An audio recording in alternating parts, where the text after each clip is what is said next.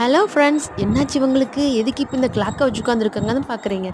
சின்ன வயசுலேருந்து இந்த டிக்டாக் கிளாக் எப்படி ஒர்க் ஆகுதுன்னு பார்க்கணுன்னு ரொம்ப நாளாக ஆசைங்க.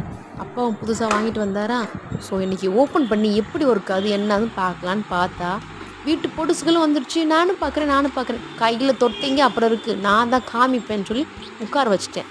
இந்த 2 பேட்டரி இருக்குது பார்த்தீங்களா, இது வந்து அந்த அலாரம் செட் பண்ணுறதுக்கு, அதாவது 12 o'clock 1 o'clock அடிக்கும்ல அதுக்காக. இந்த ஒயிட் கலரில் இருக்கிற பேட்டரி மட்டும்தான் கிளாக்குக்கு. ஸோ அந்த 2 பேட்டரி ஆப்ஷன், நமக்கு அது வேண்டாம்னா நம்ம ரிமூவ் பண்ணிக்கலாம். இந்த குட்டியாக வயர் கனெக்ஷன்லாம் வச்சு வருது பார்த்தீங்களா, இதில் இருந்து தான் சவுண்டு வருது. கீழே இருக்கிற ப்ளூ பட்டனை டச் பண்ணோன்னா டைப்ஸ் ஆஃப் ரிங் டோன்ஸ் வருது.